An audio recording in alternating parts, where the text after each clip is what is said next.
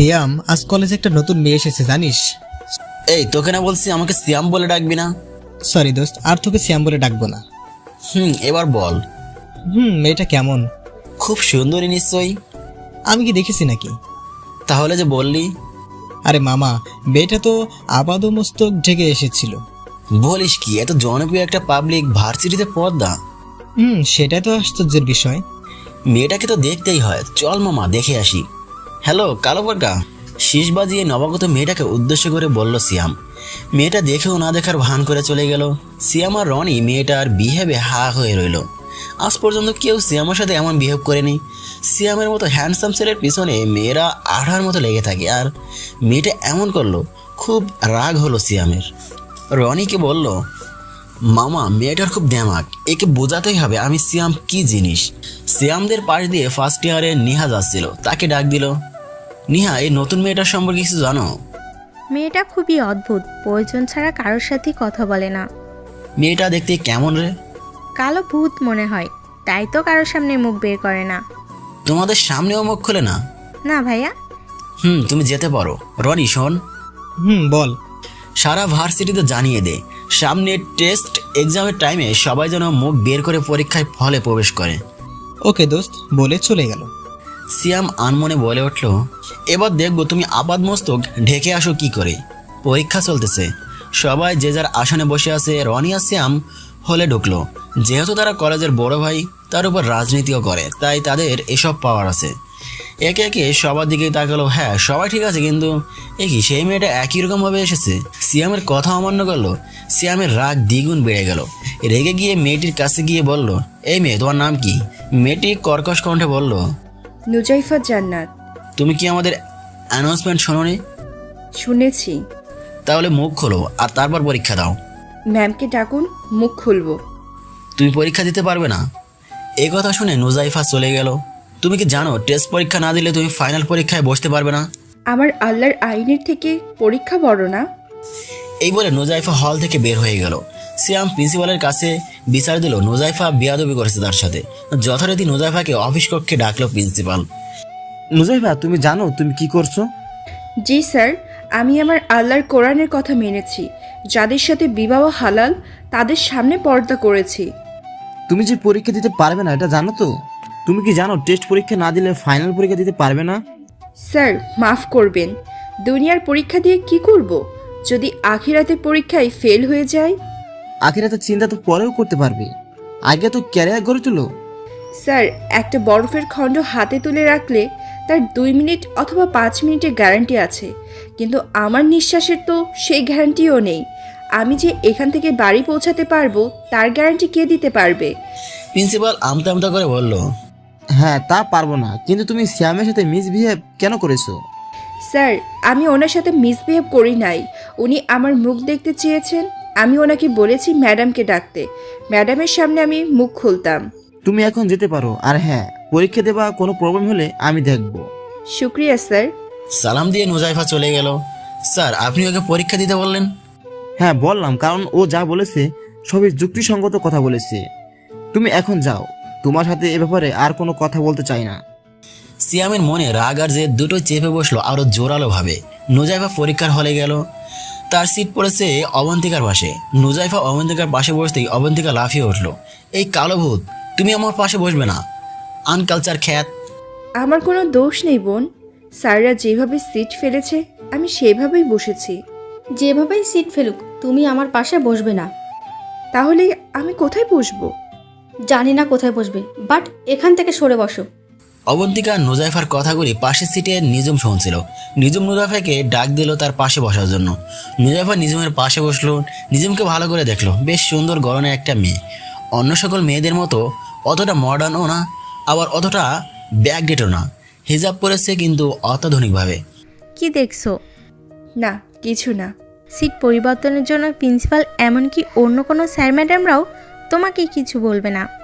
ও, কারণ অবন্তিকা হচ্ছে প্রিন্সিপালের মেয়ে, তাই অবন্তিকা ভার্সিটির অন্যরকম একটা পাওয়ার দেখিয়ে চলে। আর ওকে কেউ কিছুই বলে না, কেউ কিছু বললে তার খবর আছে।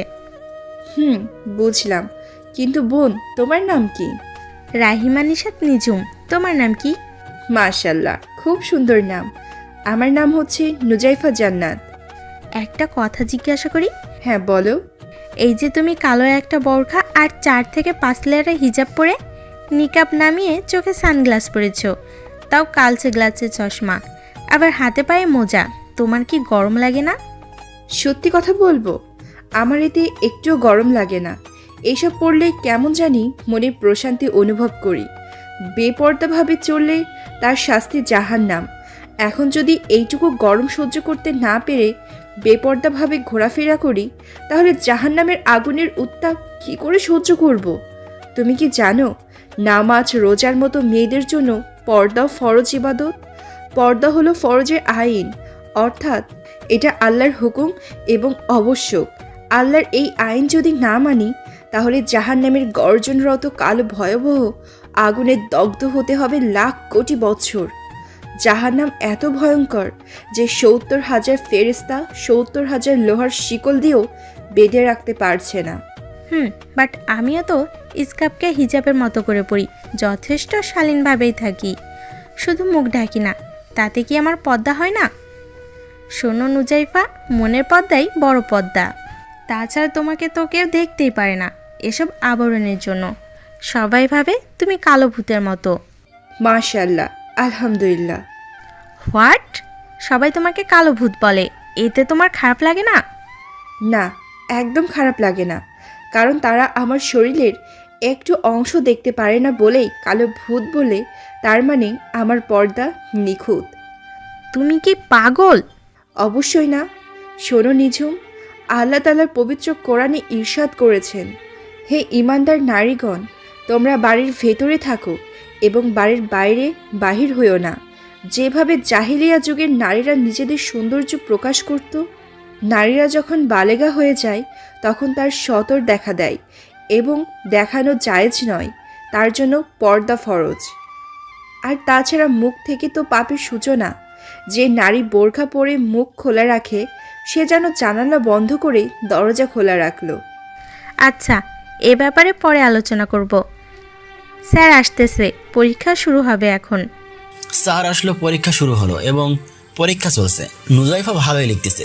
লেখার পর দেখলো অবন্তিকা কলম কামড়াচ্ছে, হয়তো ও লিখতে পারছে না। যেহেতু নুজাইফার লেখা শেষ, তাই ও অবন্তিকাকে হেল্প করার উদ্দেশ্যে ওকে ডাকলো। অবন্তিকা বিরক্ত বোধ করে নুজাইফার ডাকে সাড়া দিল না। নুজাইফা ভাবলো ও হয়তো শোনেনি, তাই আবার ডাক দিল। এবার অবন্তিকা রেগে গেল, তারপর বলল, এই কালো ভূত, আমাকে ডাকছিস কেন? মানে তুমি তো না লিখে বসে আছো, আর আমার তো লেখা শেষ, তাই ভাবলাম তোমাকে একটু হেল্প করি। তোর কাছ থেকে আমি সাহায্য নেব? এই অবন্তিকাকে হেল্প করতে চাস? তোকে দেখে তো মনে হয় পরীক্ষার পও জানিস না। নুজাইফা চুপ করে গেল। ও তোমাকে তখন এত অপমান করলো, তারপরও তুমি তাকে নির্লজ্জের মতো হেল্প করতে গেলে কেন? ও পারছিল না, তাই তো। দেখো, নর্ম হওয়া ভালো, বাট অতি নর্মতা কষ্টের কারণ। এটা ঠিক বললে না, কারণ আজ না হোক কাল আল্লাহ ওকে সঠিক বোঝ নিশ্চয় দেবে। থাক, আর বলা লাগবে না, চলো যাওয়া যাক। পরীক্ষা শেষে নিজম আর নুজাইফা আর বাড়ির পথে পা বাড়লো। ঠিক তখনই তাদের পথ আটকে দাঁড়ালো সিয়াম। নুজাইফা, দাঁড়াও, কথা আছে। সরি নুজাইফা, কোনো কথা বলবে না। আপনি পথ ছাড়ুন, না হলে প্রিন্সিপালকে ডাকবো। এই মেয়ে, তুমি চুপ থাকো, আমি নুজাইফার সাথে কথা বলবো। দেখুন, আপনি আমার জন্য হারাম, তাই আমি চাই না আপনি আমার সাথে কথা বলেন। আল্লাহ হাফেজ। এই নিঝুম, চলো। একটা কথা বলি? হ্যাঁ বলো। সিয়াম ছেলেটা ভালো না, জানি। জানলে ভালো, ওর থেকে সাবধানে থাকবা। আচ্ছা বোন, আমার বাড়ির কাছে এসে গেছি, আমি এখন যাই, আর তুমি সাবধানে যেও, কেমন? আচ্ছা ভাই। নুজাইফা, কখন এসেছিস? এই তো এখন। খেতে আয়। নুজাইফা ফ্রেশ হয়ে খাবার টেবিলে বসে খেতে শুরু করলো। তার নতুন ভার্সিটি কেমন লাগছে? আলহামদুলিল্লাহ, খুব ভালো আম্মু। অবস্থা যাই আসুক, কখনো বেপর্দা হবি না। বেপর্দার শাস্তি কিন্তু ভয়ানক। জানি আম্মু, তাছাড়া আল্লাহ আমার পাশে আছেন। যে আল্লাহকে ভরসা করে, আল্লাহই তার জন্যই যথেষ্ট। আম্মু, তুমি খাও, আমি আসরের নামাজ পড়ে আসছি। পরের দিন নিজম সেলোয়ার কামিজের সঙ্গে রংসাঙ্গা হিজাব পরছে। অনেকগুলো ক্লিপ লাগিয়ে মাথায় হিজাব লাগিয়েছে। বাসে উঠলো। নিজম কিন্তু কোনো সিট পেল না, তাই দাঁড়িয়েই যাচ্ছে।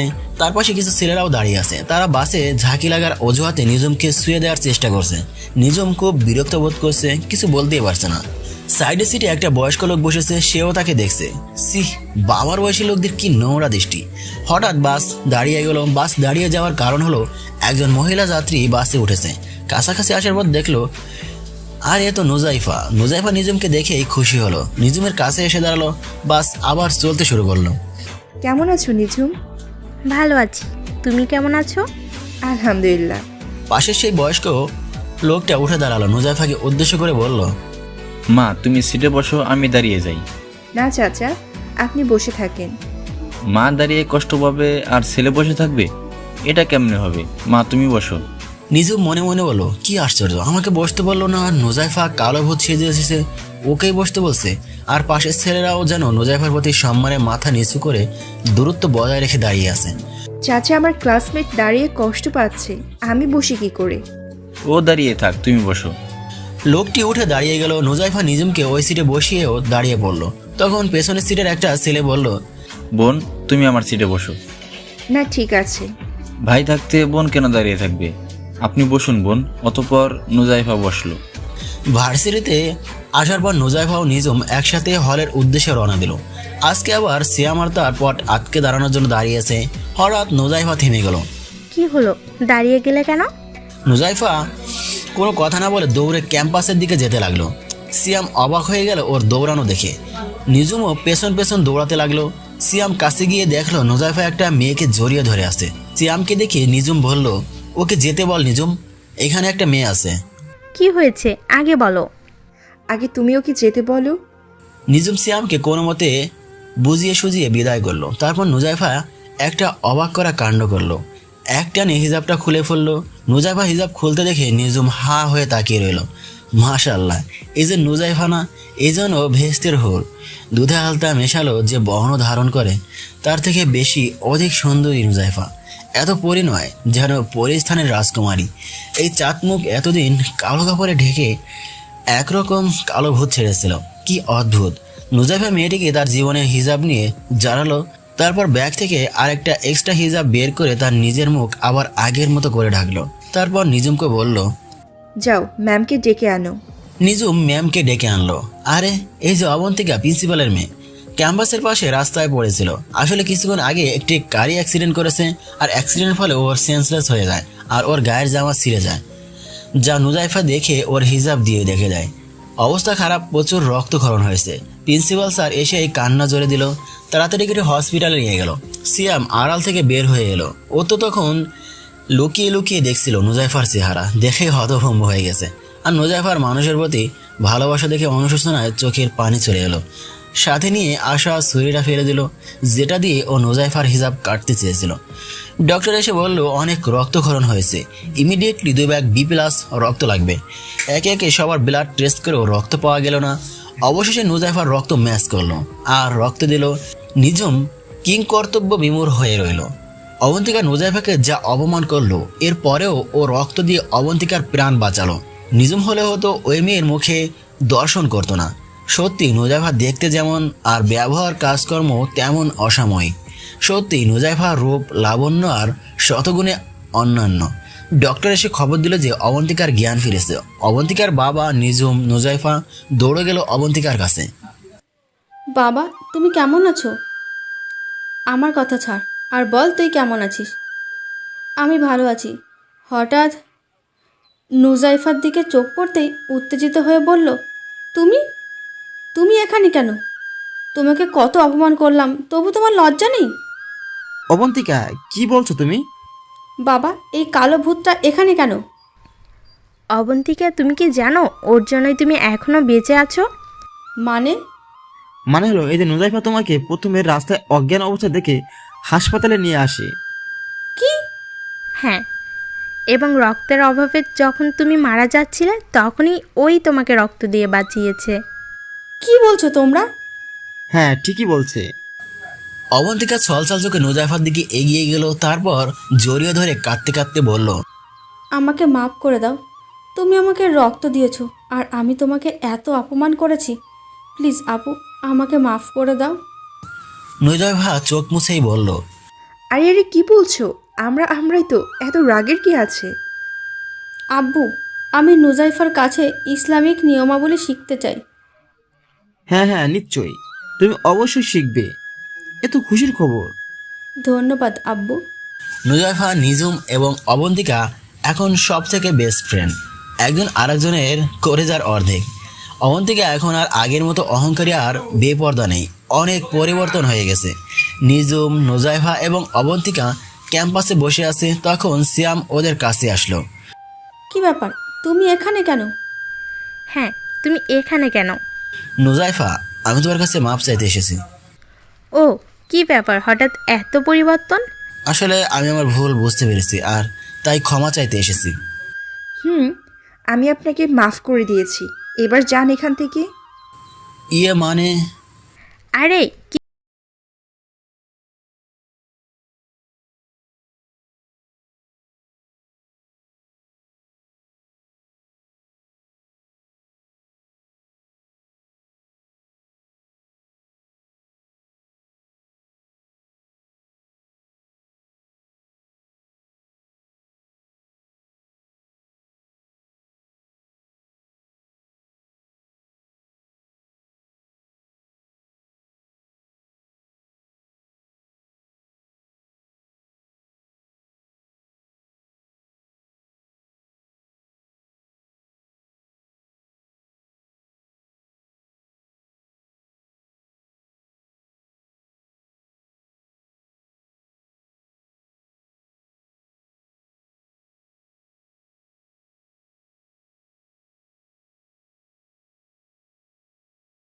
তাদের দিকে অগ্রসর হওয়া পায়ের জিনা, স্পর্শ করা হাতের জিনা, আর যৌনতা সেটাকে পূর্ণতা দেয় অথবা অপূর্ণ রাখে।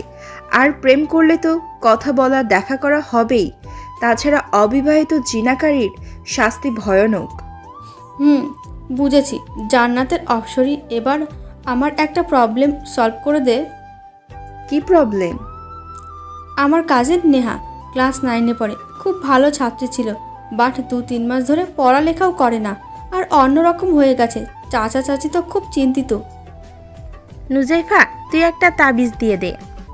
তাবিজ লাগবে না। তোর বোনের যে বয়স, এই বয়সটা খুব বিপজ্জনক। তুই দেখিস তো ওর ফোন আছে কি না। হ্যাঁ, আছে তো। তাহলেই হয়েছে। কি হয়েছে রে? অবনী, তুই দেখবি ওর বিছানার নিচে সিম কার্ড কয়টা, আর সিমে এফএনএফ নাম্বার কয়টা, কার সাথে বেশি কথা বলে, তারপর ফোনটা হাত থেকে সরাবি। ব্যাস, প্রবলেম সলভ। তাহলেই কাজ হবে। হবে মানে 100% হবে, দেখিস। ওকে দোস্ত। এই নেহা, কোথায় তুই? কি হয়েছে আপু? তোর মোবাইলটা দে তো। কেন? দরকার আছে। নিহা অনিচ্ছা সত্ত্বেও ফোনটা দিল। অবন্তিকার ফোন চেক করে তো অবাক। ফেসবুক খুলেছে, ইমো খুলেছে, আর এসএমএসও এক গাদা। তার মানে নুজাইফা যা বলেছে ঠিকই বলেছে। নেহা, এসব কি? ইয়ে মানে আপু। চুপ, একটাও কথা বলবে না। এই জন্যই তোমার স্টাডি স্বর্গে উঠেছে, তাই না? এই, তোর বয়স কত? 16+। আর এখনই এত কিছু? আজ থেকে তোর ফোনটা আমার ড্রয়ারে বন্দি থাকবে। কিন্তু আপু। কোনো কিন্তু না। বেশি কথা বললে চাচা চাচিকে জানাবো। যাও, নিজের রুমে যাও, পড়তে বসো। উফ, পোলাপাইনে দুধ দাঁত পড়েনি আর কারা প্রেম করে।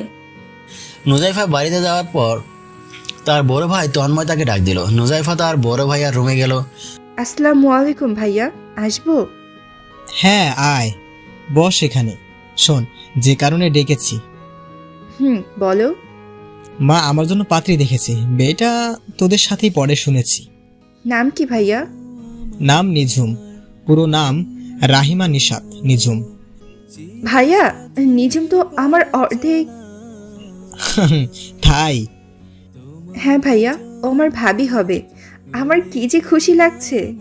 আমার বোন যখন এই বিয়েতে রাজি, তাহলে তো বিয়ে আমাকে করতেই হয়। মাকে বল দিন তারিখ ঠিক করতে। নুজাইফা খুশিতে লাফাতে লাফাতে চলে গেল। নুজাইফা, তন্ময় আর ওর মা নিজুমদের বাসায় গিয়ে বিয়ের দিন তারিখ ঠিক করে আসলো। নুজাইফার ভাই তন্ময় একজন কোরআনের হাফেজ এবং সৎ লোক। এলাকার সবাই তাকে খুব ভালোবাসে। এলাকার সবাই তন্ময়কে খুব ভালোবাসে। নিজুম ভার্সিটিতে একা একা বসে আছে। নুজাইফা পেছনে তাকে জড়িয়ে ধরলো। নিজুম চমকে উঠে রাগী লুক নিয়ে পেছনে তাকিয়ে দেখে যে নুজাইফা হাসছে। থামিয়ে দিয়ে বলল, কি ভাবি সাহেবা, এখানে একা একা বসে আছেন যে? অবন্তিকা কোথায়? ওয়েট ওয়েট, ভাবি মানে? ভাবি মানে ভাবি, আমার ভাইয়ার হবু বউ। ফাজলামি হচ্ছে নুজাইফা, আমি তোর বান্ধবী, বুঝলি? আরে বুবু, সময় বলে দেবে বান্ধবী নাকি ভাবি। যাই হোক, অবন্তিকা কোথায় রে? অবন্তিকাকে পাত্রপক্ষ দেখতে এসেছে। কি বলিস? ছেলে কি করে? ছেলে কি আর করবে, ছেলে বেকার। সে কি কথা? তারা কি জানে না কর্মহীন ছেলের জন্য রাসূল সাল্লাল্লাহু আলাইহি সাল্লাম বিবাহ নিষেধ করে রোজা রাখার উপদেশ দিয়েছেন? ছেলে বেকার থাকুক, ছেলের বাপের তো আছে। কাপুরুষের মতো বাপের টাকা দিয়ে কতদিন খাবে শুনি? তাছাড়া আগে থেকে কাজকর্মের অভ্যাস না থাকলে পরে যে কপাল চাপড়াবে। তোর এই এক দোষ, সব জায়গাতেই শুধু কোরআন হাদিস টেনে আনিস। এটা কিন্তু ঠিক বললি না। সব জায়গাতেই যদি কোরআন হাদিস আমরা মেনে চলতাম, তাহলে দেশে শান্তি শৃঙ্খলা বজায় থাকতো। দুর্নীতিও থাকতো না। Excuse me. পেছন থেকে পুরুষ কণ্ঠে ভেসে আসলো। নিজুম পেছনে তাকিয়ে দেখলো সিয়াম দাঁড়িয়ে আছে। কি ব্যাপার, আপনি এখানে যে? না মানে আসলে হয়েছে কি, আমি বরাবরই দেখে আসছি, নুজাইফা যেখানে থাকে আপনি তার চারপাশে ঘুরঘুর করেন। মতলবটা কি? বলেন দেখি। মতলব কই কিছু না তো, ওই এমনি। গলাটা এমন বিড়ালের মতো শোনাচ্ছে কেন? না মানে আগে তো খুব সিংহের মতো তর্জন গর্জন করতেন, আর এখন দেখি ইঁদুরের মতো চিচি করেন, মানেটা কি? ইঁদুর? ইঁদুর কোথায়? আমি তো বাস এমনি ফ্রেন্ডশিপ করতে আসলাম। ফ্রেন্ডশিপ? ও আচ্ছা, ফ্রেন্ডশিপ করতে এখানে কেন? ছেলেদের সাথে ফ্রেন্ডশিপ করেন গিয়ে? না না, ছেলেরা কেমন জানি, আর তোমরা কত ভালো। নুজাইফা এবার বিরক্তি নিয়ে বলল, এখানে কি সিনেমা হচ্ছে? আর আমি কি অডিয়েন্স? আমাকে কি দর্শক মনে হচ্ছে? আর আপনি বারবার আমাদের চারপাশে ঘোরাঘুরি করেন কেন? আপনি জানেন না আমি নান হারাম কারোর সাথে দেখা বা কথা বলি না? শোধরে যান সময় থাকতে থাকতে। এই নিঝুম, চল। নিঝুম আর নুজাইফা আমরা চলে গেলাম। সিয়াম চলে গেল মসজিদের ইমামের কাছে। আসসালামু আলাইকুম হুজুর। ওয়ালাইকুম আসসালাম। হুজুর, একটা কথা ছিল। বলো বাবা, কি কথা বলবে? হুজুর, আমি একটা মেয়েকে পছন্দ করি, তাকে বিয়েও করতে চাই, কিন্তু মেয়েটা আমাকে সহ্যই করতে পারে না, দূর দূর করে তাড়িয়ে দেয়। মেয়েটা কেমন? মাশাআল্লাহ, মেয়েটা পরহেজগার বলে তোমাকে পাত্তা দেয় না। ও নিশ্চয়ই মনে মনে কোনো হুজুরকে চায় বাবা। তুমি যদি ওকে সত্যি ভালোবাসো বা বিয়ে করতে চাও, তাহলে আগে ওর মনের মতো হও, তারপরে ফ্যামিলিগতভাবে বিষয়টা সেরে ফেলো। নিঃসন্দেহে আল্লাহর ফয়সালাই সর্বোত্তম। মেয়েটা খুবই পরহেজগার এবং পর্দাশীল, তাহলে আমাকে একজন হুজুরের মতো ভালো হতে হবে। হ্যাঁ বাবা, তুমি আজ থেকে 5 ওয়াক্ত নামাজে মনোনিবেশ করো, আর বিভিন্ন ইসলামিক বই ও সোশ্যাল মিডিয়া থেকে ইসলামের জ্ঞান অর্জন করতে পারবে। ধন্যবাদ হুজুর, আজ থেকে আমার লাইফে নতুন প্রচেষ্টা শুরু করলাম। নুজাইফা, নুজাইফা, কোথায় গেলি মা? এদিকে আয়। নুজাইফার মা রওশনারা বেগম ডাকলো। নুজাইফা সাড়া দিতে দিতে কাছে গিয়ে বলল, কি হয়েছে মা? আজ আমরা তন্ময়ের জন্য মেয়ে দেখতে যাব, তুই তৈরি হয়ে নে। হ্যাঁ মা, বোরকা পরে আসছি, দাঁড়াও। নিজুমের আম্মু রাদিয়া বেগম নিজুমকে বলল, নিজুম, তৈরি হয়ে নে, তো কাজ দেখতে আসবে। মা, এটা কিন্তু ঠিক না, আমাকে না জানিয়ে তোমরা এটা করতে পারো না। আরে বাবা, দেখতে আসলে তো আর বিয়ে হয়ে যাচ্ছে না, দেখলে দেখুক, প্রবলেম কোথায়? শুনেছি ছেলেটা খুব সৎ এবং ধার্মিক। মা, চুপচাপ যা, রেডি হয়ে আয়। নিজুমকে জোর করে রুমে পাঠিয়ে দিলাম। এদিকে নুজাইফারা এসে গেছে। নুজাইফার মা প্রথমে সালাম দিয়ে ঘরে ঢুকলো। নিজুমের মা নুজাইফারা আর তার মাকে দেখতে অবাক, কি পর্দাশীল, তারা পুরো শরীর কালো কাপড়ে ঢাকা, আর ছেলেটাও পাঞ্জাবি পরে এসেছে। নিজুমকে ডাকলো, তারপর এক নজর দেখেই পছন্দ করে ফেললো। টুকিটাকি ইসলামিক প্রশ্ন জিজ্ঞাসা করেই নিজুমকে ভেতরে পাঠিয়ে দিয়ে রওশনারা বেগম বলল, আপনার মেয়েকে আমাদের খুবই পছন্দ। আপনার যদি আপত্তি না থাকে তাহলে আমরা বিয়ের দিন তারিখটা ঠিক করতে চাই। আলহামদুলিল্লাহ, কিন্তু তার আগে নিজুমের আব্বুর সাথে কথা বলতে চাই। উনি দেশের বাইরে থাকেন। হ্যাঁ বলুন। তারপর আমাদেরকে জানান। মা, নুজাইফা কোথায় গেল? ও হয়তো নিজুমের কাছে গেছে। রাদিয়া বেগম হাসতে হাসতে বলল। নুজাইফা নিজুমের রুমে গিয়ে দেখে নিজুম রেখে বসে আছে। কাছে গিয়ে বলল, আসসালামু আলাইকুম। নিজুম পেছন দিকে ঘুরে সালাম ফেরাতে চমকে উঠল। আরে, এ তো নুজাইফা। তুই এখানে? আমি তো কল্পনা করতে পারছি না তুই আমাদের বাড়িতে আসবি। কতবার আসতে বলে ব্যর্থ হয়েছি, কিন্তু আসলে এমন এক কুফা দিনে। ও, তাহলে তোর মত নেই? যাই, তাহলে আমার ভাইয়ের বিয়ে অন্য কোথাও দেই। নুজাইফা চলে আসতে নিলে নিজুম বলল, 1 মিনিট, তাহলে তোরা এসেছিস আমাকে দেখতে? হুম। তাহলে তো রাজি, বাট রাগ করছিস কেন? নুজাইফা খুশি হয়ে নিজুমকে জড়িয়ে ধরে বলল, এইটা তো কৃত্রিম রাগ, তোকে রাজি করানোর জন্য। কি? যা, বিয়ে করব না। এই যে মার খাইবি এবার। এই কথা বলে দু বান্ধবী হাসতে লাগলো। নিজুমের বাবার সাথে সামনের সপ্তাহে শুক্রবারের বিয়ের দিন ঠিক করলো। বিয়ে হবে ধর্মীয়ভাবে, অলিমা হবে তাও নিকট আত্মীয় নিয়ে এবং বিনা যৌতুকে। নুজাইফার খুশি আর ধরে না। তার একমাত্র ভাইয়ার বিয়ে বলে কথা। যখন ও ছোট ছিল তখন কত আত্মীয়দের বিয়ে হতো। ওর খুব ইচ্ছে করতো বাকিদের মতো বিয়েতে আনন্দ করতে, কিন্তু ওর আম্মু ওইভাবে যেতে দিত না। আর আজ নিজের ভাইয়ার বিয়ে, তার খুব আনন্দ হচ্ছে, কিন্তু যা করবে সুন্নত অনুসরণ করে। আনন্দ করতে গিয়ে এতটুকু সুন্নতের খেলাপ করবে না। যাই হোক, নুজাইফা অবন্তিকাকে ফোন দিল। আসসালামু আলাইকুম অবনী। ওয়ালাইকুম আসসালাম। বলেন তো আমি কে? এটা যে আমার নুজাইফা পাগলি বোন। এটা আর বলতে? এই, বুঝলি কি করে রে? বুঝবো না কেন? একমাত্র নুজাইফা ছাড়া আর কে আমাকে অবনী বলে ডাকবে বলতো? ও, এই কথা। শোন, একটা খুশির খবর আছে। কি খুশির খবর বল প্লিজ। এখানে না, তুই ভার্সিটিতে আয়, বলবো। ওকে, আসতেছি। নুজাইফা সালাম দিয়ে ফোন রেখে দিল। তারপর তাড়াতাড়ি রেডি হয়ে ভার্সিটিতে চলে গেল। অবন্তিকা নুজাইফাকে দেখে দৌড়ে কাছে আসলো। তারপর জড়িয়ে ধরে বলল, কেমন আছিস রে? কতদিন পর তোকে দেখলাম, পুরো 4 দিন পর। নুজাইফা সামান্য অভিমানী কণ্ঠে বলল, থাক, আর দরদ দেখাতে হবে না। মিস করছিস না কচু? এই চুপ। সত্যি রে, আমার কলেজের দোস্তটাকে খুব মিস করেছি। আমিও রে। বাট ভাবি কোথায় রে? ভাবি? এই ভাবিটা কে রে? ভাবি থুকু, নিঝুম। নিঝুম তোর ভাবি? কি বলছিস আবল তাবল? তখনই পেছন থেকে নিজুম বলে উঠল। আসসালামু আলাইকুম, আমাকে খুঁজছিলেন বুঝি? নুজাইফা পেছনে তাকিয়ে বলল, এই তো ভাবি সাহেবা এসে গেছে। অবন্তিকা অবাক হয়ে বলল, আমি তো কিছুই বুঝতেছি না, কিসের ভাবি, কার ভাবি?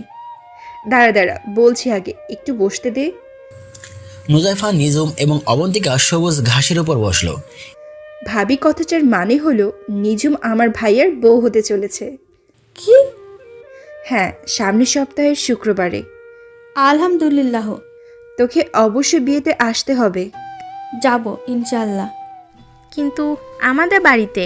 একদম না, আমাদের বাড়িতে যাবে। এই থাম তোরা, আমি নুজাইফাদের বাড়িতেই যাব। রাগ করিস না বোন, পরে একদিন যাব তোদের ওখানে। ওকে। এরপর তারা তিনজন ক্লাসের উদ্দেশ্যে রওনা দিল। হঠাৎ পেছন থেকে একটা ছেলেকে দেখতে পেল অবন্তিকা। ছেলেটা পায়ের গোড়ালির উপরে প্যান্ট পরেছে। তার কাছে এই ব্যাপারটা বড় অদ্ভুত লাগলো। এই ভার্সিটিতে এরকম কাউকে তো আগে কখনো দেখেনি। অবন্তিকা কৌতূহল নিয়ে ছেলেটাকে ডাক দিল। ছেলেটা 2-3 বার ডাকার পর তার কাছে আসলো, তাও নিচের দিকে তাকিয়ে আছে। এই শোনেন, নতুন নাকি? হ্যাঁ, আজকে এসেছি নতুন। নাম কি আপনার? নাহিদ ইসলাম। কোন ডিপার্টমেন্ট? হিস্ট্রি। ও, আমরাও সেম। আচ্ছা যান। ছেলেটা চলে গেল। নুজাইফা এতক্ষণ নিচের দিকে তাকিয়েছিল। ছেলেটা চলে যাওয়ার পর নুজাইফা বলল, অবনী, তোর এই অভ্যাসটা পরিবর্তন কর। ওকে দোস্ত, করলাম। চল এবার। এই নরমান, এদিকে আয়। নাহিদকে পেছন থেকে ভার্সিটির কয়েকটা অভদ্র টাইপের র্যাগিংকারী মেয়েরা ডাক দিল। নাহিদ চুপচাপ তাদের কাছে গেল। দলের সহধর্মিণী সাফা নাহিদের চারপাশে ঘুরে ঘুরে তাকিয়ে দেখলো। তারপর বলল, কি রে, কি পরে এসেছিস এইসব? জি, পাঞ্জাবি। আর প্যান্ট পরেছিস গোড়ালি বের করে? তোর মতো খ্যাতকে এই ভার্সিটিতে নিল কে? আপনি তুই তুকারি করছেন কেন অভদ্রের মতো? সাফার পাশে থাকা তার শিষ্য অজান্তা বলল, তুই বলবে না তো আদর করে আপনি ডাকবে? আইসে মুফিস। সবাই হো হো করে হেসে উঠল। কি রে, নিচের দিকে কি? আমাকে দেখ। এ কথা বলে নাহিদের থুতনিতে হাত দিয়ে মুখ উপরে তুলল। তখনই রিয়া বলল, ওরে গুলিমুলি বাচ্চাটা। আবারও সবাই হেসে উঠল। নাহিদ বলল, আমি যাই। যেতে পা বাড়াতেই সাফা কলার টেনে ধরে বলল, যাবি যাবি, এত তাড়া কিসের? আগে তো একটা কাজ করে দে। কি কাজ? ওই যে দূরে একটা মেয়েকে দেখতে পাচ্ছিস না, ওর অন্যটা টান দিয়ে নিয়ে আয়। সিসি, আপনি একটা মেয়ে হয়ে একথা বলেন কি করে? কথা কম, যা বলছি তাই কর গিয়ে। পারবো না। যা বলছি, না হলে এমন থাপ্পড় দিব যে তাতে পিয়ানো বাজতে থাকবে। আমাকে মেরে ফেললেও এই কাজ করতে পারবো না। সাফা তখন রেগে গিয়ে নাহিদের মুখে সজোরে একটা ঘুষি বসিয়ে দিল। ঘুষির আঘাতে মাটিতে পড়ে গেল, মুখ দিয়ে রক্ত গড়িয়ে পড়ছে। সাফা আবার নাহিদের কলার ধরে উঠাচ্ছে, তখন অজান্তা বলল, সাফা ছাড় ওকে, প্রিন্সিপাল যাচ্ছে। প্রিন্সিপালকে দেখে সবাই পালিয়ে গেল। নাহিদ মুখ ধরে উঠে দাঁড়ালো, রক্ত বের হচ্ছে না। পাঞ্জাবির পকেট হাতিয়ে যখন টিস্যু বা রুমাল কিছুই পড়লো না, তখন বাধ্য হয়ে টুপি নিয়ে যখনই মুখ মুছতে নিছে, ঠিক তখনই কেউ হাত বাড়িয়ে একটা রুমাল তার সামনে ধরলো। তাকিয়ে দেখলো কালো কাপড়ে আবৃত একটা মেয়ে। নাহিদ কালো বোরখাতে আবৃত মেয়েটিকে দেখে মাথা নিচু করে ফেললো। মেয়েটি বলল, রুমালটা নিন। নাহিদ রুমালটা হাতে নিয়ে মুখ মুছে বলল, জাসাকাল্লাহ খাইরান। মেয়েটি চলে যাচ্ছিল। তখন নাহিদ বলল, প্লিজ আপনার নামটা যদি বলতেন।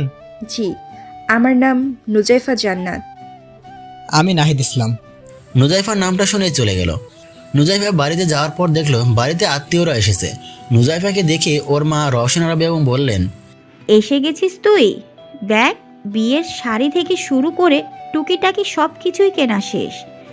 তুই দেখ তো কেমন হয়েছে। তুমি যখন পছন্দ করছো তাহলে ভালোই হবে ইনশাল্লাহ। যা ফ্রেশ হয়ে আয়। নুজাইফা রুমে চলে গেল। ফ্রেশ হয়ে এসে ডাইনিংয়ে এসে বসলো।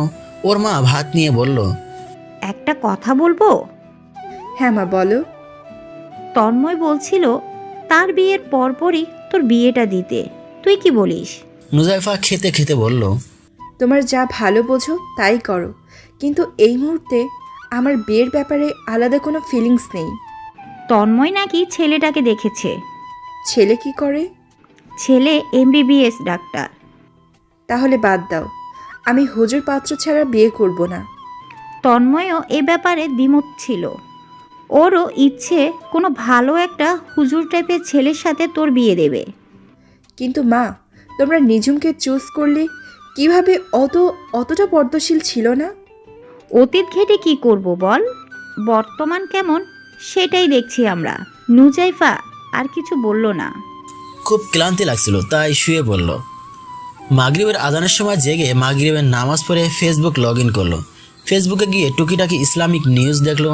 এশার নামাজ পড়ে ঘুমিয়ে পড়ল। অনেক ক্লান্ত ছিল তাই এক ঘুমে রাত পার করে দিল। সকালে সজাগ পেয়ে দেখে যে ফজরের আজান দিচ্ছে। তাড়াতাড়ি করে উঠে নামাজ পড়তে নিল। নামাজের পর কিছু তসবিহ তাহলিল করতে লাগলো। আস্তে আস্তে নুজাইফার ভাইয়ার বিয়ের সময় চলে এলো। আজ বৃহস্পতিবার, অতএব আগামীকাল শুক্রবার। নুজাইফা খুব খুশি। অবন্তিকাকে ফোন দিল ভার্সিটিতে যাওয়ার জন্য। অবন্তিকা ভার্সিটিতে যাওয়ার পর নুজাইফা বলল, শোনো, কাল ভাইয়ার বিয়ে, তোকে কিন্তু অবশ্যই যেতে হবে। অবশ্যই যাবো রে দোস্ত। নাহিদ তাদের কাছে আসলো।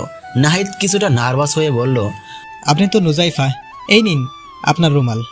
নুজাইফা রুমালটা হাতে নিলেই নাহিদ চলে গেল। অবন্তিকা মিট মিট করে হেসে বলল, কি রে, কাহিনী কি? কিছু না। কেন? যা চিন্তা করছিস তা মোটেও ঠিক না। তাদের কথার মাঝে রিয়া চলে এলো। নুজাইফাকে উদ্দেশ্য করেই বলল, এই যে কালো ভূত, তোকে সাপা ডাকছে।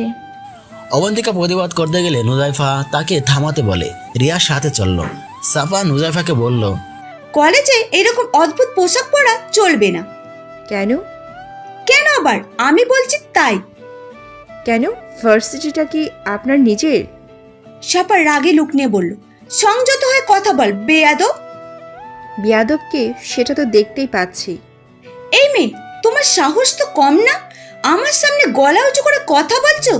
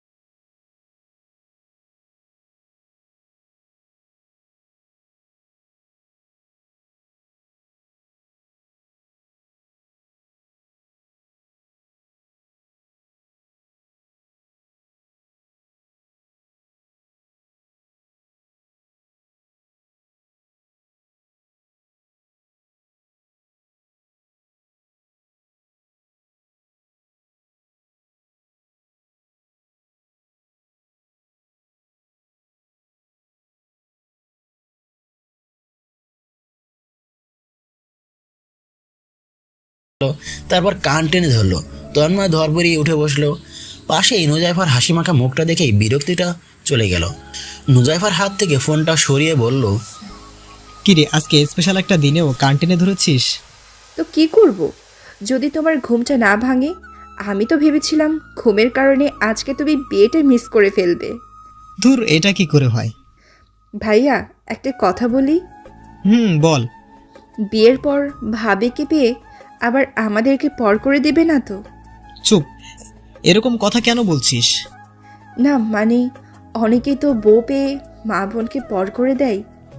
আমাকে কি তোর অন্য 10টা ছেলের মতো মনে হয়? দেখো, মা বাবা ভাই বোন এরা হচ্ছে আমার রক্ত, আর রক্তের সম্পর্ক ছিন্নকারী জান্নাতে প্রবেশ করতে পারবে না। শুধু রক্তের সম্পর্ক কেন, যে কোনো নিকট আত্মীয়, এক কথায় আত্মীয়তার সম্পর্ক ছিন্নকারী জান্নাতে প্রবেশ করতে পারবে না। তন্ময় আবার বলতে শুরু করলো, সব থেকে বড় যন্ত্রণাদায়ক কষ্ট হচ্ছে সন্তান প্রসবের যন্ত্রণা। যখন একটা মা সন্তান পেটে ধরে তখন 3 মাস থেকে 4 মাস ঠিকভাবে খাবার খেতে পারে না।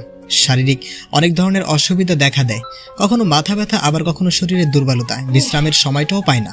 যতই ক্লান্তি থাকুক তাকে সব কাজ গোছাতে হবে। ভাইয়া তার মানে বউয়ের থেকে মা বড়? গাধে কোথাকার, মায়ের সাথে বউকে এবং বউয়ের সাথে মাকে কম্পেয়ার করা ঠিক না। কারণ মায়ের কাজ একমাত্র মাই করতে পারে এবং বউয়ের কাজ বউ। মা হচ্ছে অন্তর শীতলকারী আর বউ হচ্ছে চক্ষু শীতলকারী। ভাইয়া তোমার এত জ্ঞান? ধুর বোকা, যা মায়ের কাছে যা। সব রকম গোছগাছ করে নিজমের বাড়িতে বরযাত্রী নিয়ে গেল। অল্প টাইমে বিয়ে করিয়ে দিয়ে আসলো তন্ময়ের বাড়িতে। ভাবি এটা হচ্ছে তোমাদের বাসর ঘর, আমি নিজে হাতে সাজিয়েছি। নিজম কিঞ্চিত লজ্জা পেয়ে মুচকি হাসি দিয়ে নিচে তাকালো। ভাবি আর লজ্জা পেতে হবে না, আমি যাই কেমন? আমি চলে গেলাম। নিজম একা একা বসে আছে আর ভাবছে কিভাবে বিয়ে হয়ে গেল। যেখানে নিজমের স্বপ্ন ছিল ক্লিন শেপ কোনো স্মার্ট রাজকুমার, কখনো ভাবেনি দাড়িওয়ালা পাঞ্জাবি পরে হয়তো কোনো নবাবজাদাকে বিয়ে করে ফেলবে এত সহজে। আসলে নুজাইফার মাঝে মানুষকে ইমপ্রেস করা অদ্ভুত শক্তি আছে। ভাবনা সেট ঘটিয়ে দরজা খোলার শব্দ পেল। দেখে ভেতরে প্রবেশ করলো তন্ময়। ভেতরে প্রবেশ করে সালাম দিল। নিজম কোনো রকমের সালামের জবাব দিল। খুব নার্ভাস হয়ে আছে ও। তন্ময় নিজমের কাছে এসে খাটের উপর বসলো। তারপর নিজমের দিকে একটা নর্মাল শাড়ি এগিয়ে দিয়ে বলল, নিন এটা পরে আসুন ওয়াশরুম থেকে। নিজম শাড়িটা হাতে নিল, তারপর আবার বলল, বেশি সাজগোজ আমার পছন্দ না, ন্যাচারাল সবকিছু আমার ভালো লাগে। ন্যাচারাল চোখে যে সৌন্দর্যটা আছে সেটা পৃথিবীর আর কোথাও নেই। নিজম মুচকি এসে শাড়িটা নিয়ে ওয়াশরুমে চলে গেল। শাড়ির সাথে সাথে মুখের মেকআপ, চোখের যত সাজগোজ ছিল সব ধুয়ে ফ্রেশ হয়ে ভেতরে আসলো। তন্ময় নিজমের দিকে তাকিয়ে বলল, মাশাআল্লাহ, কি অপূর্ব! এতক্ষণ এই ন্যাচারাল সৌন্দর্যটাকে 1 ইঞ্চি মেকআপের নিচে লুকিয়ে কুৎসিত একটা রূপ ধরেছিল, আর এখন খুব সুন্দর লাগছে। নিজম একথা শুনে তন্ময়ের দিকে তাকিয়ে লজ্জা পেয়ে মুখ নামিয়ে ফেলল। তন্ময় আবার বলল, লজ্জা তোমার সৌন্দর্যকে আরো বহুগুণে বাড়িয়ে দিয়েছে, আলহামদুলিল্লাহ। নিজম এবার তন্ময়কে ভালো করে দেখলো। শুধু সাদা গায়ের রং, হাইট 5 ফুট 6, চোখের মনিটা উৎস নীলচে আর চুলগুলো কালো মসৃণ, মাহেবি ফেস, সুঠাম দেহ, চওড়া এবং ভরাট বুক, একদম মেদবিহীন, স্মার্ট, আর কথা বলার সময় মুচকি হাসি লেগেই থাকে। সব মিলিয়ে অপূর্ব সুন্দর। অজু করে আসছি, 2 রাকাত নফল নামাজ পড়তে হবে। তন্ময় এবং নিজম নামাজ পড়ে নিল। নিজম যখনই পায়ে হাত দিয়ে সালাম দিতে যাবে তখনই তন্ময় পা সরিয়ে দিয়ে বাধা দিয়ে বলল, ভুলও এ কাজ করবে না। কেন? কারণ এটাও বিধর্মীদের কাজ। মুখে সালাম দিবে আসসালামু আলাইকুম বলে। মাথা নত করে সম্মান পাওয়া, একমাত্র সম্মান পাওয়ার উপযুক্ত মালিক হলো স্বয়ং আল্লাহ, আমাদের প্রভু। জি আচ্ছা। লজ্জামাখা কণ্ঠে নিচু করে বলল, আসসালামু আলাইকুম। ওয়ালাইকুম আসসালাম। তোমাকে কিছু কথা বলবো। বলেন। আমার মাকে কখনো কষ্ট দিবে না। মা কোনো ভুল করলে আমার কাছে বলবে না, বরং আমি কোনো ভুল করি বা না করি সবসময় আমার নামে ছোটখাটো বিচার মায়ের কাছে দেবে। এতে মা খুব খুশি হবে। Wow, great. আর নুজাইফাকে শুধু নিজের বোনের চোখে দেখবে। সে কথা আপনাকে বলতে হবে না, এমনিতেই নুজাইফা আমার কলিজার অর্ধেক। সেটা তো তখনই বুঝেছি যখন বিয়ের জন্য তোমার কথা বলেছিলাম। আর সবসময় হাসি খুশি থাকবে, যত কষ্টই হোক আমার ফ্যামিলির সামনে হাসি মুখে থাকবে, আর কষ্টগুলো আমার কাছে শেয়ার করবে। বুক দিয়ে আগলে রাখবো তোমাকে। নিজম লজ্জা পেয়ে গেল। আর পর্দা এবং নামাজ মাস্ট। সে তো অনেক আগে থেকেই করে আসতেছি, যখন নুজাইফা আমার বন্ধু হয়েছে। আলহামদুলিল্লাহ। তুমি কি জানো আমি কি কাজ করি? জি, আপনি তো একজন হুজুর। হাসছেন যে? যেটা জেনেছো ওইটা ভুল নিঝুম। পুরো হা হয়ে গেল। আমি একজন সার্জারিক্যাল ডাক্তার। তাহলে যে এই গেট আপ? আমি প্রথম দিকে মাদ্রাসায় পড়েছি, তারপর স্কুলে ভর্তি হয়েছি, স্কুল কলেজ পেরিয়ে মেডিকেল, তারপর অস্ট্রেলিয়া থেকে পুরো ডাক্তার হয়ে বেরিয়ে এসেছি।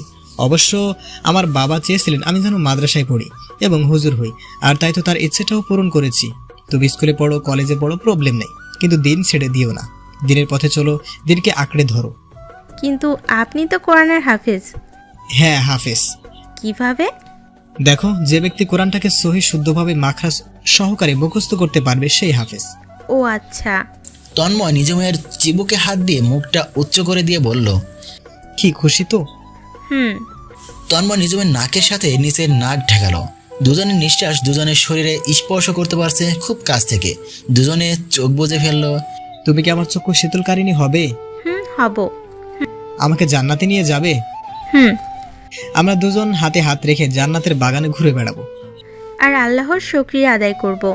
ওই যে জানালা দিয়ে আকাশের চাঁদটাকে দেখতে পাচ্ছ, ওইটাকে খুব ধরতে ইচ্ছে করতো।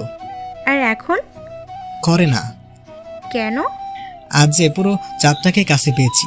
ঠিক আমার বুকের বাম পাশটাতে নিঝুম লজ্জা পেয়ে নিচের দিকে তাকালো। লজ্জাপতি চেনো? হুম। স্পর্শ পেলেই মুখ লুকায়। নিঝুম যেন এবার লজ্জায় মরে যাচ্ছিল। সকালবেলা নিঝুমের ডাকে তন্ময়ের ঘুম ভাঙলো। তন্ময় ঘুম ঘুম কণ্ঠে বলল, আর একটু ঘুমাই। নিঝুম এবার ভেজা চুলের স্পর্শ দিয়ে তন্ময়কে জাগিয়ে দিল। তন্ময় উঠে নিঝুমের দিকে তাকিয়েই বলেই ফেললো, মাশাআল্লাহ, যেন শিশির ভেজা লাল পদ্ম। নিঝুম এবার লজ্জা পেল। তন্ময়ের এসব কথা শুনে নিঝুম হয়তো মরেই যাবে। কাল রাত থেকে শুরু করে কতবার যে খুন হয়েছে নিজেও জানে না। কাব্য রচনা পরে করবেন, এবার উঠে ফ্রেশ হয়ে মসজিদে যান। তন্ময় মুচকি এসে উঠে গেল ওয়াশরুমের দিকে। ফিরে আসতেই নিঝুম তার হাতে রাখা পাঞ্জামি আর টুপি তন্ময়ের দিকে এগিয়ে দিয়ে নিচে তাকিয়েই মুচকি হাসলো। তন্ময় পাঞ্জামি টুপি হাতে নিতে নিতেই বলল, আমি তো এরকমই একটা লজ্জাবতী স্ত্রী চেয়েছিলাম, যে হবে আমার চক্ষু শীতলকারিণী। তন্ময় পাঞ্জামি টুপি পরে মসজিদে চলে গেল। নিঝুম নামাজ শেষ করে ফোন হাতে নিয়ে ফেসবুকে গেল। সবাই ওকে অনেক অনেক কনগ্রেস জানিয়েছে। এমন সময় দরজায় টোকা পড়ল। দরজার কাছে গিয়ে দরজা খোলা দেখতেই নুজাইফা দাঁড়িয়ে। কি ভাবি, ঘুম হলো নাকি ঘুমোনি? নিঝুম আবার নিচে তাকিয়ে লজ্জা মাখা মুচকি হাসি দিয়ে দিল। থাক থাক, আর লজ্জা পেতে হবে না। নামাজ পড়েছো তো? হুম, পড়েছি। আলহামদুলিল্লাহ। এবার নিচে এসো, মা ডাকছেন। হুম, তুমিও যাও, আমি আসছি। কি বললে আমাকে? দেখো, তুই করে বলবে আগের মতোই। আচ্ছা যা তুই, আমি আসতেছি। নুজাইফা হাসতে হাসতে চলে গেল।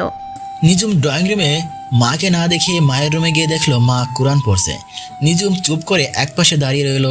রওশনারা বেগম নিঝুমের উপস্থিতি টের পেয়ে কোরআন পড়া বন্ধ করে বলল, মা তুমি বিছানা বসো, আমি কোরআনটা রেখে আসছি। নিঝুম মাথা নেড়ে বিছানায় গিয়ে বসলো। রওশনারা বেগম কিছু গহনা আর গলার হার নিয়ে আসলো। তারপর ওগুলো বিছানায় রেখে বসে বলল, এগুলো আমি তন্ময়ের বউয়ের জন্য বানিয়েছিলাম। আসো তো মা, তোমাকে পরিয়ে দেই। নিঝুমের গলায় স্বর্ণের হার আর হাতে চুড়ি খানা পরিয়ে দিয়ে বলল, নিঝুম আমাকে কখনো শাশুড়ি ভাববি না, নিজের মা ভাববি, কেমন? জি মা। ভাববি এক মা হারিয়ে আরেক মা পেয়েছিস। নিঝুমের চোখ ছলছল করছে। মাঝে মাঝে ভুল হলে তোকে বোকা দেব, কখনো রাগ হবি না। নিঝুম এবার কেঁদেই ফেললো। তারপর জড়িয়ে ধরে কাঁদতে লাগলো। রওশনারা বেগম নিঝুমের মাথায় হাত বোলাতে বোলাতে বলল, দেখ তো মেয়ের কাণ্ড, কাঁদছিস কেন পাগলি? ওরম চাঁদপানা মুখটাতে কি কান্না মানায়? হাস দেখি। একবার নিঝুম চোখ মুছে হেসে ফেললো। মা, এ যে বড় খুশির কান্না। রওশনারা বেগম মুচকি হাসলো। নুজাইফা মাঝখানে এসে বলল, বাবা, আমি দুধে এক হলো আর আটিটা গড়াগড়ি খেলো। রওশনারা বেগম নুজাইফাকে বলল, এক থাপ্পড় দিব ফাজিল। জানি তো, এখন একটা মেয়ে এসে গেছে আর আমাকে চলে যেতে হবে। নিঝুম নুজাইফার কান টেনে ধরে বলল, এই যে ম্যাডাম, আপনাকে তো বের করতেই হবে, তা না হলে মায়ের মনের কাছে ঢুকবো কি করে? হ্যাঁ হ্যাঁ জানি তো, এবার কানটা ছাড়ো, না হলে। না হলে কি? ভাইয়াকে আজকে তোমার থেকে আলাদা রাখবো। নিঝুম তবে রে বলে নুজাইফার দিকে তেড়ে যেতেই ও হাসতে হাসতে দৌড়ে পালালো। নিঝুমের এদিক থেকে লোক এসেছে ওদের নিয়ে যেতে। তন্ময় এবং নিঝুম রেডি হয়ে বসে আছে। আত্মীয়দের খাওয়া শেষ হলেই ওরা রওনা দেবে। যাওয়ার আগে নিজম ও শাশুড়ি এবং নুজাইফাকে জড়িয়ে ধরে বিদায় জানিয়ে গাড়িতে উঠল। গাড়িতে বসে তন্ময় বলল, কবে ফিরবো আমরা? 1 মাস পর। তন্ময় লাফিয়ে উঠল, বলল, কি বলছো এসব? কালকেই নিয়ে চলে আসবো? শ্বশুর বাড়িতে যাওয়ার পর থেকেও অনেকেই আসছে নতুন জামাইকে দেখতে। তন্ময় তো একরকম লজ্জায় নীল হয়ে আসছে। দেখা দেখির পর্ব শেষ রাতে নিজম এবং তন্ময় বসে গল্প করছে। তখন নিজমের কিছু কলেজ ফ্রেন্ড ঘরে ঢুকলো। ঘরে ঢুকেই আদ্রি বলল, এই রে, কাবাব মেয়ে হাড্ডি হয়ে গেলাম। ওর কথা শুনে মুক্তি, নিয়াশা, সুবর্ণা ওরা হেসে উঠল।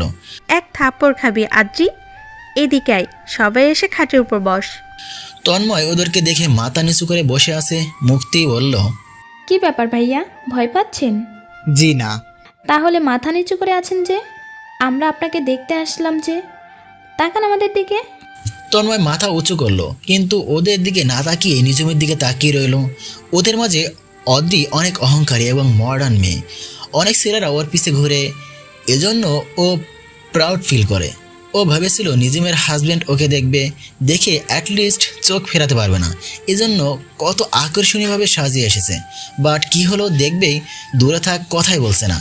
নিজম তো ব্যাপারটা খুব এনজয় করছে, তা ওর মুখের মুচকি হাসি দেখেই বোঝা যাচ্ছে। আদ্রি আবার বলল, আপনি আমাদের দিকে তাকাচ্ছেন না কেন? এত ভাব কিসের আপনার? এটা ভাবো না, এটা আল্লাহর বিধান। খ্যাত একটা, দাড়ি রেখে মুখটাকে জঙ্গল করে রেখেছে।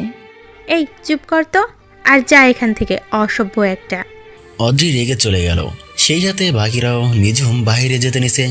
তখনই তন্ময়ের হাত টান দিয়ে ধরলো, তারপর কোমরে হাত রেখে একদম বুকের কাছে নিল। নিজম বলল, এখন তো ঠিকই দুষ্টুমি হচ্ছে, তখন এত চুপ ছিলেন কেন? কি এমন হতো ওদের সাথে দু একটা হাসি মুখে কথা বললে? বেচারি রাগ করে চলে গেল। আমি শুধু আমার বউয়ের সাথে কথা বলবো, রোমান্স করব, দুষ্টুমি করব। যদি ওদের কথা বলি তাহলে আল্লাহ না করুক শয়তানের ধোকায় পরকীয়াতেও জড়িয়ে যেতে পারি। নিজম তন্ময়ের ঠোঁটে আঙুল রেখে সাবধান করে দিল। আর তাই আমার বউকেই আমি দেখব। আমার বউ আমার কাছে সেরা সুন্দরী। নিজম লজ্জা পেয়ে মাথা নিচু করে ফেললো। যতই লজ্জা পাক, মনে মনেও ঠিকই উঠছে। নিজমের দুপা উঠে আসলো তন্ময়ের পায়ের ওপর। তন্ময়ের বিয়ের খাতিরে নুজাইফা বেশ কিছুদিন ভার্সিটিতে যেতে পারেনি, আর অবন্তিকারও কোনো খোঁজ পায়নি। বেচারি বিয়েতেও আসলো না, আর আজকে ভার্সিটিতেও নেই। অবন্তিকার খোঁজ করতে নুজাইফা প্রিন্সিপালের রুমে গেল। সালাম দিয়ে রুমে প্রবেশ করেই বলল, স্যার, অবন্তিকার কোনো খোঁজ নেই, কোথায় ও? প্রিন্সিপালের মনটা খারাপ হয়ে গেল। অবন্তিকা আবার জানতে চাইলো কোথায় ও। অবন্তিকা আজ 10-12 দিন ধরে নিখোঁজ। নিখোঁজ মানে কি বলছেন আপনি? হ্যাঁ রে মা, ভার্সিটি থেকে আর বাসায় ফেরেনি। আমিও ওই দিন ভার্সিটিতে আসিনি। আমি যদি ভার্সিটিতে সেদিন আসতাম তাহলে। অবন্তিকার সাথেই ভার্সিটির শান্তশিষ্ট নাহিদ ছেলেটাও নিখোঁজ। তাই সকলের ধারণা অবন্তিকা এবং নাহিদের মাঝে কিছু একটা ছিল, যার কারণে তারা পালিয়ে গেছে। কিন্তু একথা নুজাইফা কিছুতেই বিশ্বাস করবে না, কারণ সে জানে অবন্তিকা আর আগের অবন্তিকা নেই। একরাশ মৌনতা নিয়ে ক্যাম্পাসের মাঝে হাঁটছে। হঠাৎ করে সিয়াম চলে আসলো। চোখের পানি মুছছেই চশমাটা পরে নিল নুজাইফা, তারপর পাশ কাটিয়ে চলে যাচ্ছিল। দাঁড়াও নুজাইফা, পেছন থেকে ডাকলো সিয়াম। নুজাইফা দাঁড়ালো। সিয়াম সামনে গিয়েই বলল, নুজাইফা দেখো, আমি কতটা পরিবর্তন করে ফেলেছি নিজের। মুখে দাড়ি, পায়ের গোড়ালির উপরে প্যান্ট পরেছি, কোরআন পড়া শিখেছি, নামাজ পড়ি 5 ওয়াক্ত। অন্য মেয়েদের দিকে তাকাই না। এসব শুধু তোমার জন্য, তোমার জন্য, তোমার মনের মতো হওয়ার জন্য, তোমার ভালোবাসা পাওয়ার জন্য। আমি এতটা কষ্ট করে নিজেকে সব কিছু পরিবর্তন করে ফেলেছি। হ্যাঁ, সব পরিবর্তন করে ফেলেছেন, কিন্তু কার জন্য? কাকে খুশি করার জন্য? কেন? তোমাকে খুশি করার জন্য, তোমার ভালোবাসা পাওয়ার জন্য। সরি, আল্লাহ হাফেজ। নুজাইফা চলে যাচ্ছিল। সিয়াম দৌড়ে পথ আগলে সামনে দাঁড়িয়ে বলল, সরি কেন? বলে যাও তোমার রাগের কারণ। আপনার ভুল একটাই, আপনি আমার খুশির জন্য এসব করছেন। তাতে ভুল কোথায়? এদিকে তুমি খুশি হও নাই? অবশ্যই না। কেন? কারণ আমি তেমন কেউ না যে আপনি আমাকে খুশি করার জন্য এসব করবেন। তাহলে? যে আপনাকে সৃষ্টি করেছেন, তার রহমতের রিজিক থেকে খাদ্য দিয়েছেন, লালন পালন করেছেন আমাদের রব, সেই মহান আল্লাহ তাআলার জন্য যেদিন নিজেকে পরিবর্তন করতে পারবেন, সেদিন আল্লাহ তাআলাকে খুশি করার জন্য ইসলামী অনুশাসন মেনে চলতে পারবেন, যেদিন জাহান্নামের ভয়ে নিজের ভুল ভ্রান্তি শুধরে নিতে পারবেন, যেদিন আল্লাহকে ভালোবাসার জন্য আমাকে চাইবেন, ওই দিন আমাদের বাড়িতে বিয়ের প্রস্তাব পাঠিয়ে দিবেন, আমি কবুল করে নিব ইনশাল্লাহ। কথা বলে নুজাইফা চলে গেল। সিয়াম মূর্তির মতো দাঁড়িয়ে রইল। তার পরিবর্তনের মাঝেও যে অনেক ভুল রয়ে গেছে। না, শ্রদ্ধাতে হবে নিজে। যখন নিজে দুনিয়াতে ভালোবাসবে তখন দুনিয়ার সব কিছুই পাবে, কিন্তু পরকালের কিছুই পাবে না। আর যখন তুমি আল্লাহকে ভালোবাসবে তখন তুমি দুনিয়া এবং আখিরাত দুটোই পাবে। আরে ওই কালো ভূত, এইদিকে আয়। নুজাইফা নিঃশব্দে সাফার কাছে গেল। সাফার দিকে তাকিয়ে দেখলো ওর মুখে অন্যরকম এক পৌঁছাসিক হাসি। এমন হাসি যেন ও কিছু একটা পেয়েছে যেটা ওর মনের জ্বালা মিটিয়ে দিয়েছে। তোর পাশে ওই প্রিন্সিপালের মেয়েটা কই? ওই দিন তো খুব বড় বড় কথা বলেছিল, আমাকে বের করে দেবে ভার্সিটি থেকে। শালি বেয়াদব, এখন তো নিজেই পরপুরুষের সাথে নিরুদ্দেশ। কি বলেছিল আমাকে? আমি যেন নিজের গেট আপ এবং বিহেভ চেঞ্জ করে ফেলি, ফাউল ক্যারেক্টারলেস। নুজাইফা কিছু বলতে পারছিল না, নিঃশব্দে কেঁদেই যাচ্ছিল। সে জানি অবন্তিকার নিখোঁজ হওয়ার পেছনে কোনো না কোনোভাবে সাফারও হাত নিশ্চয়ই রয়েছে, কিন্তু পরিপূর্ণ সত্যিটা না জেনেই কিছুই সাফাকে দোষারোপ করতে পারবে না। তো হ্যাঁ, ওর উপর নজর রাখতে হবে। কোথায় যায়, কি করে, সব কিছুর উপর কড়া নজরদারি রাখতে হবে। নুজাইফা কান্না জড়িত কণ্ঠে একটা কথাই বলল, কে বা কারা অবন্তিকাকে কিডন্যাপ করেছে বা তাদেরকে দূরে কোথাও আটকে রেখেছে তা আমি জানি না, কিন্তু এই কাজ যেই করে থাকুক না কেন, আল্লাহ যেন তার উপর রহমতের হেদায়েত নাজিল করেন। নুজাইফা চলে গেল। কালো বোরখার আড়ালে তার চোখের জল সাফার চক্ষুগোচর হলেও ফুপানোর আওয়াজ ঠিকই কানে প্রতিধ্বনিও হচ্ছিল। নুজাইফা তার রুমে গিয়ে মুখের নিকাবটা খুলে শব্দে কাঁদতে লাগলো। অবন্তিকা তার কতগুলো ভালো বন্ধু ছিল, আর তার সাথেই একরকম হওয়ার কথা ছিল। নুজাইফা ওয়াশরুমে গিয়ে ফ্রেশ হয়ে 2 রাকাত নফল নামাজ পড়ে অবন্তিকার জন্য আল্লাহর কাছে দোয়া করলো। অবন্তিকা যেখানেই থাক ও যেন সুস্থ থাকে। নুজাইফা যেন একদম চুপ হয়ে গেছে। 2 দিন ধরে আর বেলকনিতে যায় না, ঠিক মতো খায় না, এমনকি ভার্সিটিতেও যায় না, শুধু ইবাদতে ডুবে থাকে। নিজুমকেও কিছু জানায়নি। নুজাইফার চোখের নিচে কালি পড়ে গেছে। নোরানি চেহারাতে মেঘের ঘনঘাটা দেখে নিজুম প্রশ্ন করেই ফেললো, কি ব্যাপার নুজাইফা, কিছুদিন ধরে তোমাকে এত চিন্তিত দেখাচ্ছে কেন? Anything wrong? ভাবি, অবন্তিকা আর নেই। নিজুম চমকে উঠলো, নিজেকে সামলে নিড়ে বলল, নেই মানে? আজ 10 দিন ধরে ও নিখোঁজ। নিখোঁজ মানে কি নুজাইফা? হঠাৎ করে ভার্সিটি ক্যাম্পাস থেকে গায়েব হয়ে গেছে, সাথে ওই নাহিদ ছেলেটাও। কি বলছিস এইসব? হ্যাঁ ভাবি, সবাই ভাবছে অবনী পালিয়ে গেছে ছেলেটার সাথে। ইম্পসিবল, এটা হতেই পারে না। আর কেউ না জানুক, আমরা অন্তত জানি অবন্তিকা কেমন। তোর ভাইয়া বাড়িতে আসলে এ ব্যাপারটা নিয়ে আলোচনা করে দেখি কি করা যায়। ভার্সিটিতে প্রচুর ভিড় জমে গেছে। স্টুডেন্টদের বরাবরিতে নুজাইফা বুঝতে পারলে যে একটা লাশ এসেছে ভার্সিটির ক্যাম্পাসে। বুকের ভেতর হঠাৎ স্যাত করে উঠল। কার লাশ এটা? তখনই প্রিন্সিপালের আহাজারিতে শুনতে পেল। দৌড়ে লাশের কাছে যাচ্ছে, কিন্তু লাশটাকে চেনা যাচ্ছে না। খুনিটা এমনভাবে মুখটা বিমুখ করে দিয়েছে যে চেনাই যাচ্ছে না লাশটা কার। যথারীতি পুলিশ এসে লাশটাকে পোস্টমর্টমের জন্য নিয়ে গেল। লাশ শনাক্তের পর এতটুকু জানা গেল যে খুনি প্রথমে মেয়েটাকে গ্যাংরেপ করেছে, পরে তার গলাটা কেটে মুখটা পুড়িয়ে দিয়েছে। অবশেষে ডিএনএ রিপোর্ট আসলো এবং জানা গেল লাশটি সবকিছু যেমন থমথমে আছে। পরিবেশটা বেশ বড্ড ব্যথার্থ লাগছে সকলের কাছে। আজ অজ্ঞাত লাশটির ডিএনএ রিপোর্ট আসবে। নুজাইফা শুধু আল্লাহর উপর ভরসা করে আছে, কারণ আল্লাহ যা করেন তাতেই রয়েছে মঙ্গল। নিজুম নুজাইফার কাছে এসে বলল, চিন্তা করিস না, সব ঠিক হয়ে যাবে। আল্লাহর উপর ভরসা রাখ। নুজাইমা মৃদু মাথা নাড়ালো। আল্লাহ হয়তো নুজাইফাকে কষ্ট দিতে চায়নি। আর তার প্রমাণ ডিএনএ রিপোর্ট অনুযায়ী লাশটা নুজাইফার না, লাশটা অন্য কারো। খোঁজ নেওয়ার এক পর্যায়ে জানা গেল লাশটা সাফার ফ্রেন্ড রিয়ার। এ ঘটনায় সাফা পুরো স্তব্ধ হয়ে গেছিল। সে এটা ভেবেই পাচ্ছিল না যে ওর মতো একজনের ফ্রেন্ডকে কেউ কি করে টাচ করার সাহস রাখে। শুধু টাচ করলেই ক্ষান্ত হয়নি, সেই সাথে পৃথিবীর থেকে সরিয়েও দিয়েছে। প্রিন্সিপাল আপাতত কিছুটা টেনশন মুক্ত হলেন, কিন্তু আবারও পুলিশে রিপোর্ট করে নতুন করে ডায়েরি লিখিয়ে আসলেন। একটি ছায়া ধীরে ধীরে একটা গোপন কক্ষে আসলেন। ওখানে আগে থেকে একজন অপেক্ষা করেছিলেন। দুজনে কিছুক্ষণ গমন বৈঠক করলেন, তারপর ধীরে ধীরে ছায়া দুটো রুম থেকে চলে গেলেন। নুজাইফা এবং নিজুম তাদের বাসার ছাদে বসে আছে। তখন পেছন থেকে কে একজন তাদেরকে জড়িয়ে ধরলো। পেছনে তাকিয়ে দেখে কালো বোরখা পরিহিত কে একজন। নুজাইফা প্রশ্ন করলো। কে আপনি? মহিলাটি মুখে নিকাব তুলে সালাম দিল। সাথে সাথে সালামের জবাব দিয়ে নুজাইফা হাত জড়িয়ে ধরেই বলল, কোথায় ছিলে এতদিন অবনী? কে তোকে ধরে নিয়ে গিয়েছিল? অবন্তিকা সবাই বলাবলি করছিল তুই নাহিদের সাথে পালিয়ে গেছিস। নুজাইফা নিজমের মুখের কথা কেড়ে নিয়েই বলল, কিন্তু এটা আমরা বিশ্বাস করি না। আমার বন্ধু অবনী এরকম করতেই পারে না।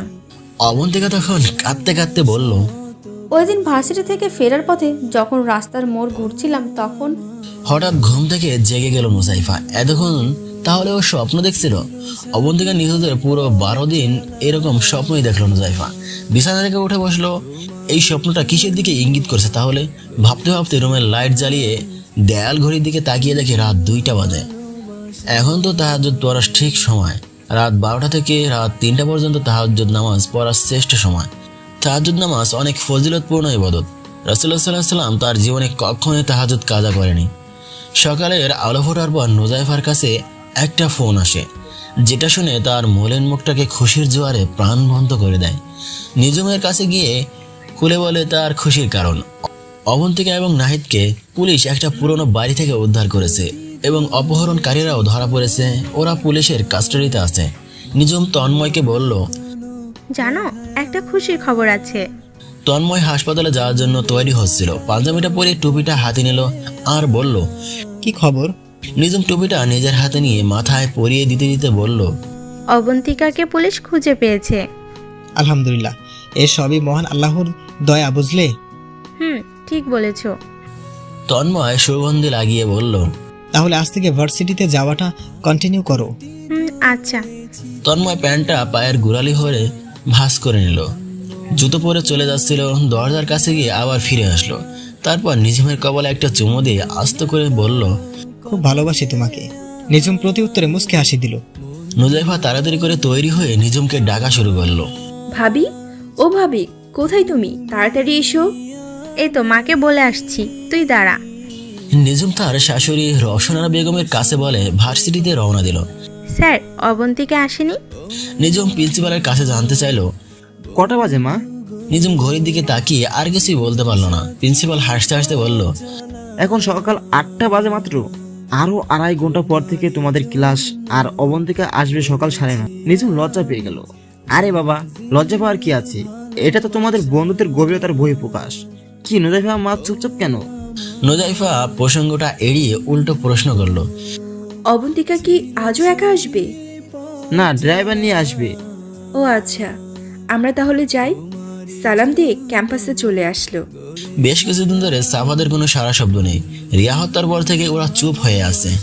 নুজাইফা দিন রাত তার জন্য আল্লাহর নিকট হেদায়েত প্রার্থনা করে। ঠিক 9টার সময় অবন্তিকা চলে আসলো। আসার পরে নুজাইফা রিনুবকে ঝুরিয়ে ধরলো। নুজাইফা অবন্তিকা মন ভরে দেখে নিল, তারপর বলল, কিভাবে কি হলো অবনী?